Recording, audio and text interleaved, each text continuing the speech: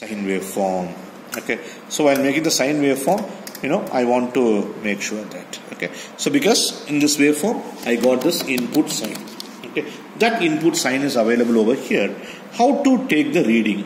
Okay, so while taking the reading, see, I will explain here. While taking the reading, you see, this is your sine waveform you are getting.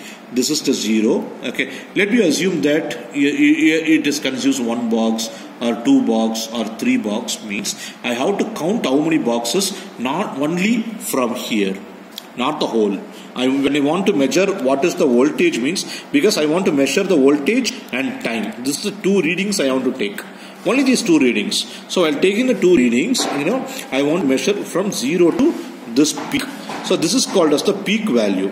Okay, and from here to here it is called peak to peak value. So I'm going to take the value from here to here. You see how we are going to take? It is a 0, 1 box is completed and 2 boxes completed. Okay, so 2 boxes completed. So 2 box multiplied by, you can able to see the black color point is touches to 10. Okay, I'm telling about this black color. This black color is touching exactly at 10. Okay, it is 10. So how to measure? See, here I can able to take that, from this particular point it comes around 2 boxes. Okay, you write it simply as a 2 box is covered.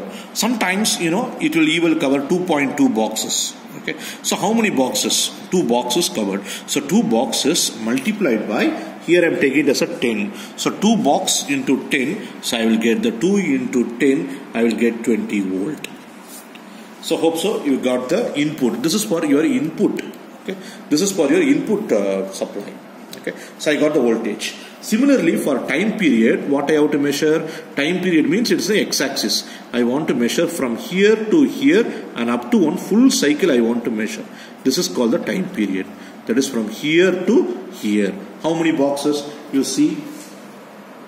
Okay, so we can able to see how many boxes it covers. Okay, because it is quite moving here and there, and then I want to keep it as a fixed form. Okay.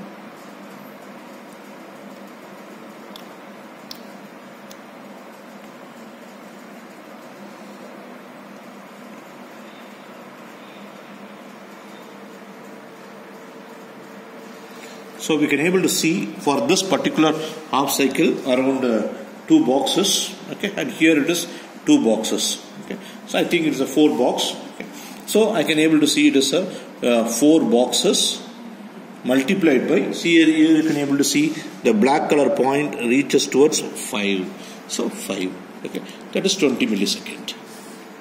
Okay, so that is called the 20 millisecond. Okay, so 4 boxes. Now you understood how to use this CRO and how to take the reading. Okay, and one additional thing what I can able to tell you, see here, this is up to here I am getting the 2 boxes.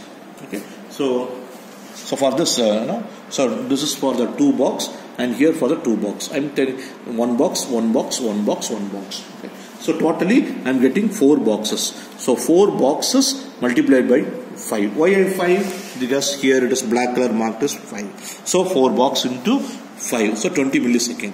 Why more specifically input should be 20 millisecond means we know that frequency is equal to 1 by time.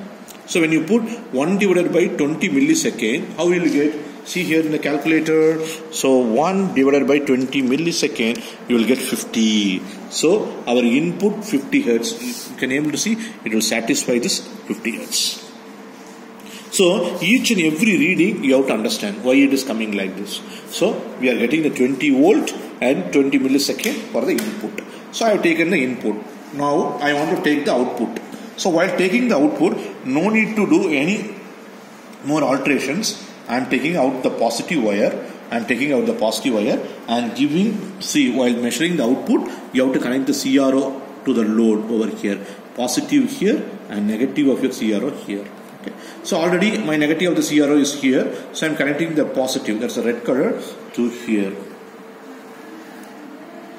See here how sweetly it will comes up for my how sweet we are getting the half wave rectifier. Okay, so this is the way how we have to make sure the half wave. See here, you can able to vary to take the readings like that. Okay, see here, for half wave rectifier you have to write down the reading. That is how to write the reading. That is input waveform. So input waveform, voltage is equal to 20 volt, time is equal to 20 millisecond. And next one, now I am taking output waveform. Output waveform, voltage is equal to, you can measure over here, again 2 boxes. Okay, again you take the 2 boxes. Okay, so again you take the 2 box. Okay, so 2 box multiplied by 10. So 2 box into 10, again 20 volt. And time period is equal to, you see the total time period of its conduction. It is conducting for 1 half cycle and it's not conducting for another half cycle. You take this time period alone, that is 10 millisecond. How it is time 10 millisecond? For this it covers 2 box. Okay, that is 2 box. Okay, here on box, here on box. So 2 box. So 2 boxes into 5, so 10 millisecond. So your input waveform, if it is for 20 means, for the output waveform for the half wave rectifier, it's only, see here, this is for 10 millisecond, this is for 10 millisecond. So totally 20 millisecond. So half wave rectifier, it conducts for only 10 millisecond.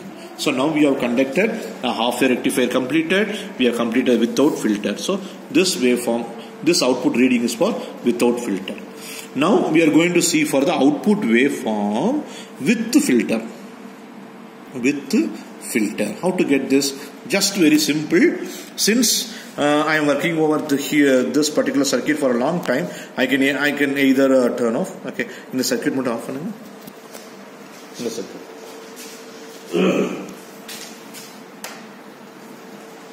Okay. See here how I want to connect this capacitor filter. Okay, so this capacitor filter, you see, I am using this circuit, the same circuit only over here, guys, the same circuit over here. See here, from the cathode I am connecting a resistor, and again as a parallel I am connecting a capacitor.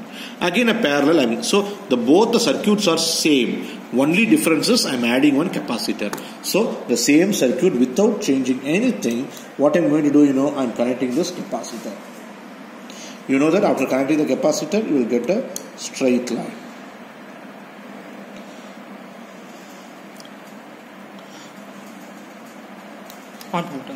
You can turn. So for this particular thing, I want to measure the output. See, now the capacitor is added. Now I am connecting to the, see here, again I am not changing anything.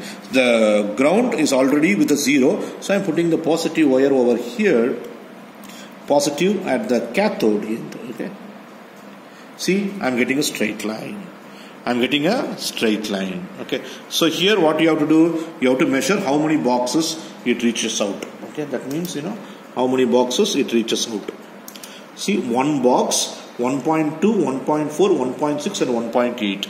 So 1.8 boxes into 10. So into 10, so I will get 18 volt. Time period is equal to dash, because it's not applicable. There is no time period in the DC. So this is the way how to take the reading. Okay. So this is the way how to take the readings. Okay. So as a summary, what I can able to tell you, for the half wave rectifier, we have used only one diode, and we have calculated, and we have seen. Okay. And we have seen using the connections, how the connections to be given, and I have shown you how to get your input as a sine waveform, and how to get the DC. Okay. DC is straight line. See, your input is sine and the output is a straight line. Okay, that's the thing. Okay, and I also shown you how to take the voltage value and the time value. Okay, thank you, students. The next video I will show you how to work with the full wave rectifier. Thanks.